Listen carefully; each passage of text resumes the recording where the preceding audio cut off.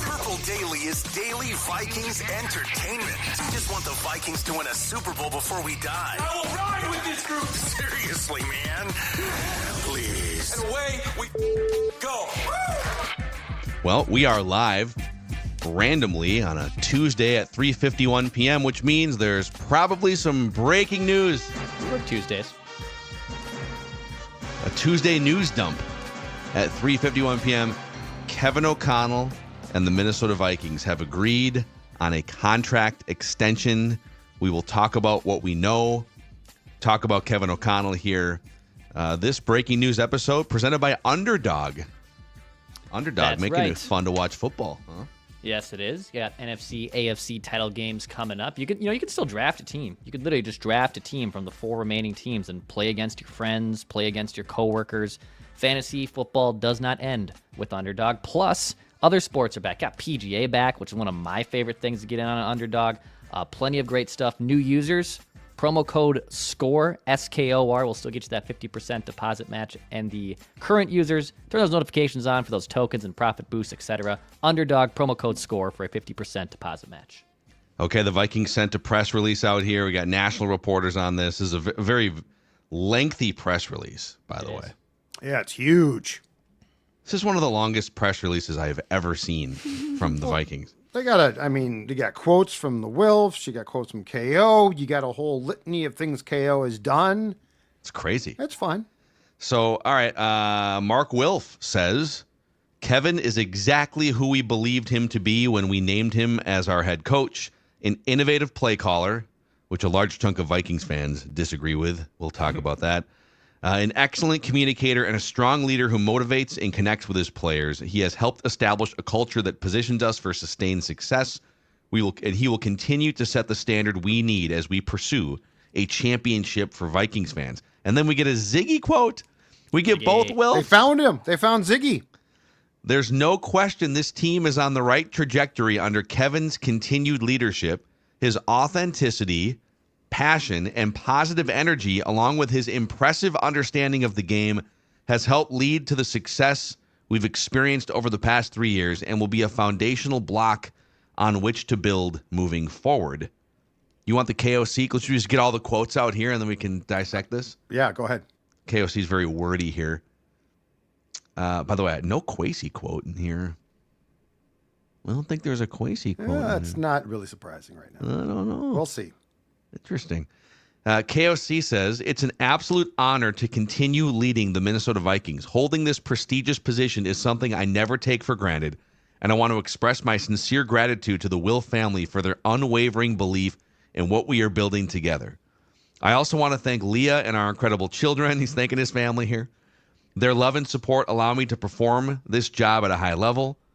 And none of this would be possible without the dedication of our players, coaches, support staff. I can't wait to get back to work with all of them as we continue to build upon the high standard we've set and the positive environment we've created. To Vikings fans, you are the best in the NFL. There's no greater joy than leading our team in front of you each Sunday and experiencing the home field advantage you create. I'm thrilled for the years ahead and will continue to give you everything I have as we pursue a Super Bowl for the state of Minnesota. Away we go.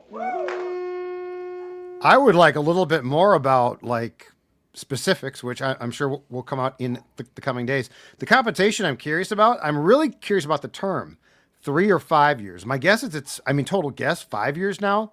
But yeah, this is a great move to get done as quickly as possible because it was an unnecessary cloud. There was just no need. It got done quick, but there was no need for this to take long. And so the Vikings did the exact right thing here. The Kwesi contract is not nearly as high profile. This is your highest profile guy, right? It's the head coach. There's going to be questions. So before, going to the Senior Bowl, before going to the Combine, I think it's a very, very good idea. Sound business practice, shall we, to get this done. Yeah, agreed. I don't think it was ever truly in question, and I think any sort of animosity between KOC and the Vikings, some of that, the Glazer report that kind of pried open some stuff, felt like mountain out of a molehill that maybe there was some truth in a really competitive, successful head coach saying, why would I have to? I gotta prove. I just elevated Kirk Cousins. I won a couple games with Josh Dobbs. I'm halfway into a Sam Darnold reclamation project, and I gotta prove it. But at the end of the day, this is a great spot for him. The ownership is great. The facilities are great. You got J.J. McCarthy coming in. You got the 5th most cap space. You've got a great fan base. There's a lot of really good infrastructure here in a league where 9 or 10 teams are just constantly trying to figure it out and firing coaches. So it's not surprising, but at the same time, like it puts an end to any sort of lingering weird drama from Pro Football Talk or Jake Glazer or any of that stuff. Well, I don't doubt that with him being prepared in December to go into the last year of his contract in 25, I don't doubt teams called. And I don't doubt that got leaked on purpose. But like that doesn't mean there is necessarily like a big a row going on. It doesn't mean that there's a big fight. It's just a negotiating tactic. That being said, what we will never find out, because teams can keep this under wraps pretty easily, is what type of control Kevin got now. Like, is this going to take some things away from Kwesi and give them to Kevin? I guess we'll know by how the interior of the offensive line ends up, right? That probably is the one thing where I don't think that they necessarily see eye to eye. But keep in mind, too, you have to marry O'Connell and J.J. McCarthy together. So like Kevin O'Connell walking out the door while McCarthy is just starting his career made 0 sense. And quite frankly, I think it was probably worth a little bit extra in the paycheck to make sure that does not take place. Because you can't have O'Connell, excuse the dog, Stella's going crazy. Like she's been barking for a week. I can't. No, she was fine for a couple days, and now she waited till we were done, and it's like we get done recording, and then she goes nuts again. I don't know what her problem is. I've tried to be a great pop-pop, but she's not listening to me. Anyway, the whole marriage between those two to me is the most important thing. So I'm just glad that this is a potentially unnecessary distraction that is now completely removed from the equation. I just want people to acknowledge the professional commentator that Judd is, that he paused mid-thought and rant to rant about the dog. Discuss the dog's unhinged barking, and then immediately locked right back in mid-sentence where he was before. She's spewing takes, just like me.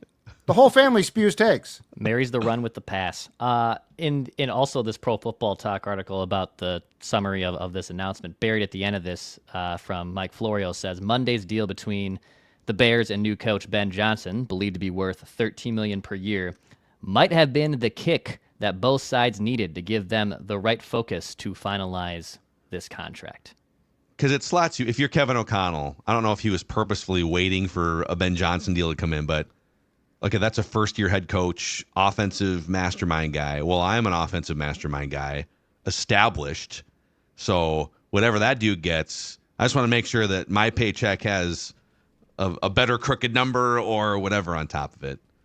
He's probably not making Andy Reid money. I don't think you can put him in that, but somewhere between like $13 and $20 million, right? Yeah. For Kevin O'Connell. 16, you think, or so? No salary cap ramifications. And he deserves it. Yeah. Like Ben Johnson is a theory. The theory is great offensive mind.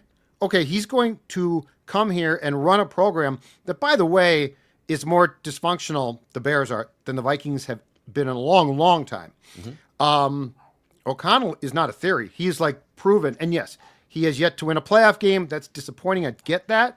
But he's taken, to your point, Phil, Cousins, Darnold, and now he's going to attempt to take McCarthy, and he's established a culture that's been really, really good. And I think the Vikings are one team and one predicament that you could talk about, and the term culture is not cliched. It's very fair.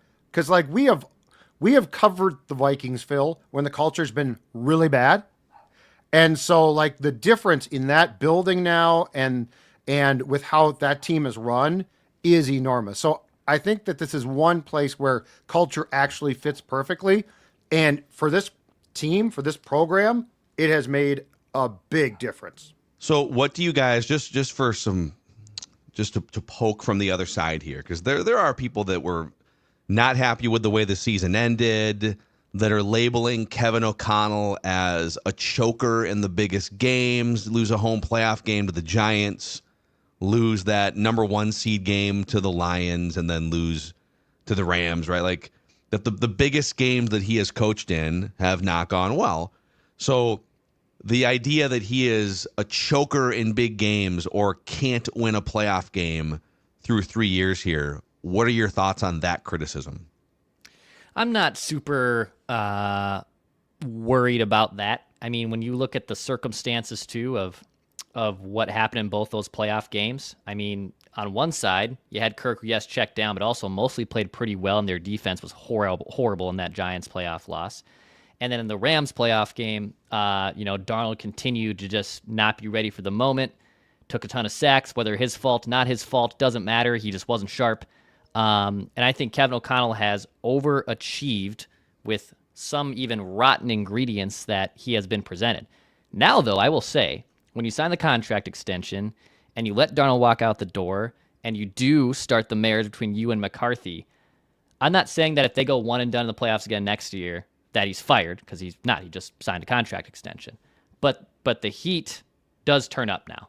It 100% turns up now, because you've been here for 3 years, and it's NFL demands results pretty quick. I'm just saying if the heat does get applied a little bit more now that you get your quarterback and your pieces in here to start coaching what you want. I agree. I think the move to McCarthy overall changes it, because like this is his guy. Like he took Kirk on and did a really good job, and then he took Sam on and we expected nothing and did a really good job. And look, can Kevin O'Connell improve in the playoffs? Absolutely. Like again, there were some things I criticized. That does not mean I don't think that the guy deserves a job here. And he has done, as far as the whole building goes, he has done a fantastic job. I think the McCarthy angle very fairly, though, starts to apply a pressure, because this is his guy. And it took him a while, to his credit, to identify a quarterback that he said we should draft and cultivate him. So I think the pressure goes up. But like overall, when you look at what a head coach has to do, and look, the quarterback's the most important thing, but there's things beyond that as well, right? The entire locker room, how the team feels, reacts. You know, if you go back to the end of Zim, there was a lot of problems there. And Kevin O'Connell came in and through the course of a couple of years really fixed things up. So I think the pressure goes up, but I also don't look at him and say, sort of a disaster at times. Like there have definitely been coaches where even when they're doing a good job, you sort of question, is like, are you really cut out for this job? Mm-hmm. I think O'Connell, I think he's a shelf life guy. And I'm on coaches, I'm ordinarily like, the shelf life is 5 years or so. I think with the way that he approaches things, and I also think he's smart. So I believe that he is going to improve himself as well as far as game coaching goes. That's why I think it's great, because there is a case to be made that whatever free agents the Vikings pursue in March, if they do it with, a healthy amount of cash, that this is going to be among the 1 or 2 most desirable places to be. Because if you look at the teams with cap room, you're selling hope. Like you're selling, we're the New England Patriots and we used to be great. Well, and we got money and now you're going to come play for us and we might suck for 3 years or 2 years, right? So like this is the whole thing, like the puzzle. I think O'Connell helps put the puzzle together, because the Vikings aren't selling hope. The Vikings are selling, we're coming off 14 wins. We're in a great place. And most importantly, probably in all of this, we now have stability. The Commanders are in a similar, if not even better spot, because they actually have more caps. Dude, it's kind of crazy in the NFL. If you can't change an owner unless the owner sells. And it was checkmate for the Commanders for 25 years, because what was that guy's name? Dan Snyder. Dan Snyder. Oh, yeah, maniac. Just a sleazeball, terrible owner. So, but when he decided to sell, and like, boom, the dominoes just collapsed. New owner that knows what he's doing a little bit more or a lot more. Front office, Dan Quinn, Jaden Daniels, Commanders are here for the next 10 years. And the Vikings have had ownership. I think our critique of ownership has been oftentimes questioning whether they care more about just getting in with 9 or 10 wins and seeing what happens, or if they have the stomach to build it the right way with a rookie scale contract quarterback, take a shot early in the draft. But it feels right now like you've got ownership. We can talk about Kwesi in a second because they did not announce a Kwesi extension, nor did he get quoted in the press release regarding Kevin O'Connell, which is kind of interesting. But they hit on a bunch of free agents last year, so front office doing a good job building a roster. Coach, if you also hit on J.J. McCarthy, you are looking at Super Bowl contention for the better part of the next 6 to 10 years. So that's what fans, I think, should be excited about. On just back to the original question of how much stock should we put into KOC 0-2 in the playoffs, 0-3 if you want to include the Week 18 game against the Lions. And I would just kind of throw it back and say, okay, you got to win some playoff games at some point. And the motto of this show is, let's win a Super Bowl before we die. So there is a bar here. But if you zoom out and take the context of his 3 years, if I would have told you guys the day he was hired, all right, so they're going to start off by giving Kirk Cousins another fat contract. And then eventually they're going to move off that, and they're going to bring Sam Darnold in as the starting quarterback, like the version that 2 years ago. They're going to bring that dude in. And despite those things, he's going to be 34-17 in 3 regular seasons, the 4th best winning percentage among all active NFL head coaches. Do you feel like he's doing a pretty good job? I guess some people would say, with a follow-up, what's his postseason record? And I would say, okay, yeah, again, he does have to win playoff games at some point. But how many coaches with Sam Darnold as the leading, hey, man, he's the lead actor in this play for 4 months? How many coaches even, A, get to the playoffs? How about this? A, avoid getting fired. B, get to the playoffs. And C, win 14 regular season games and have a shot at the number 1 seed in the playoffs. So I've been saying this, he's kind of a victim of his own success in that regard. Winning 14 games with Sam Darnold was not an option, and he made it an option because he's one of the best coaches in the NFL. Yeah, I mean, he did a fantastic job. And look, I mean, we can parse through what he does well in games and does not. I actually think that there was growth there throughout the course of the 14-win season, for sure. But I guess the question is this: do I want Kevin O'Connell running my show? The answer is yes. I mean, this might sound weird, you guys, but pre-Kirk, I in a very different person, I said the same thing with Zim. Do I want him running my show? Pre-Kirk, I said yes. And so this is one where I don't know what transpired. I don't know if there was problems at one point. I mean, again, Kevin might have gotten more control. Doogie checked. No updates on term or money. Okay. Money, I'm not surprised by. Term, ordinarily, as I said, I would imagine it's 3 to 5 years. But yeah, there was. I mean, when you see those post-game speeches are real.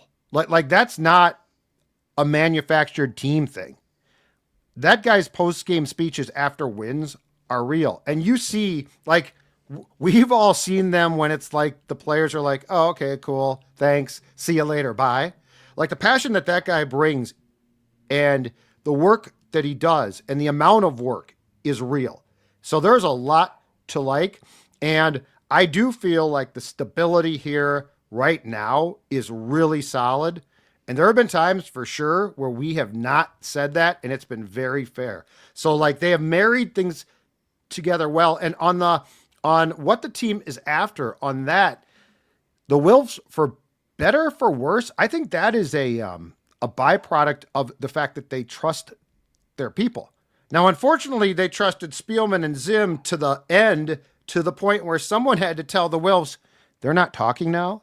And they were like, oh, crap, that's not good. So I'm not saying that not being involved at all is good, but I am saying if you have the right people involved, right? The right coach, the right football people, that allowing them to run the show, I think, is preferable to an owner that gets involved. And now you've got a guy that is a football fan trying to call shots. So I really do like the direction here. Do you guys think they extend Kwesi quickly? Yes. Like they were going to give Kevin his day and then announce an extension for Kwesi? Yeah, I mean, I don't, Judd, maybe you have a better idea of timing wise, but I have to imagine this probably comes in the next week. Like, do you think it plays out long term? Yeah, and it could be at this point. It could be that Kevin gets his day, Kwesi gets his day. I don't know, but I will say, because we don't know, because this football operation runs differently than I think the majority of teams, and there's a lot that we don't know. I don't necessarily think Kevin getting more control is a slight to Kwesi, if that makes sense. Like if Kwesi was a traditional football guy and Kevin said, I want more control, well, that would come off Kwesi's plate. But Kwesi definitely leans on people, which is fine. But there's never really been a exact acknowledgement or a story, I don't think, about how the Vikings run with a guy who comes from a background that's far different than most GMs. So I don't know that Kevin getting more control necessarily means that Kwesi is going to lose a bunch of control. And Adam Schefter did tweet, by the way, that the Vikings are working on an extension for Kwesi Adofo-Mensah. So it is likely coming down the pipe here. And it's tough. You can't really say because he's got 1 year left. Let me back up.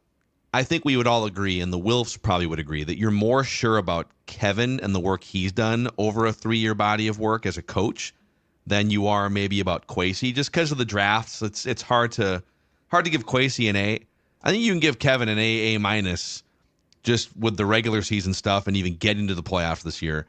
With Kwesi, it's hard with that draft. The free agency class was amazing, but you can't really say to him, hey, we want to see one more free agency cycle and one more draft because you're not even really going to know. You don't get to see that whoever he drafts in 2025, you're not going to know if those players are good until after his current contract's up. So you kind of have to make a decision right now.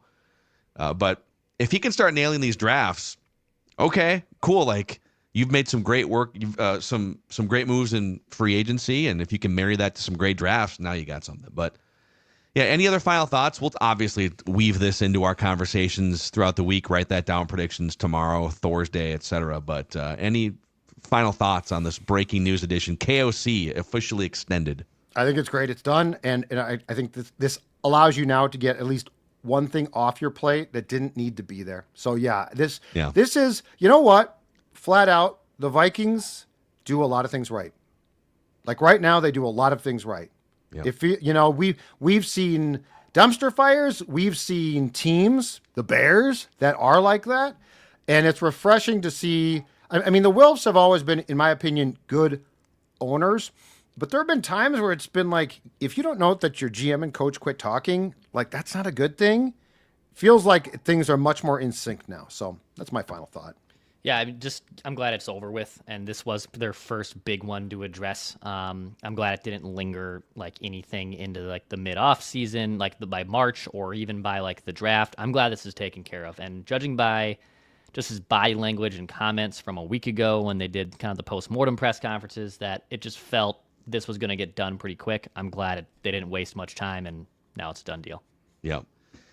Couple more big decisions coming up here, or big moves to be made. Sam Darnold is next on the checklist, and then we'll see what they do with the 5th most cap space in March. So, yeah, thank you for joining us. If you're joining us live right now on the Purple Daily YouTube channel, stumbling into this breaking news, click that like button and the subscribe button if you haven't done that, as we look to keep growing the best and biggest community of Vikings fans in the world, in the country, in the world. And we'll be back tomorrow with our Write That Down predictions and accountability session. We just want the Vikings to win a Super Bowl, as stated in this press release, before we die.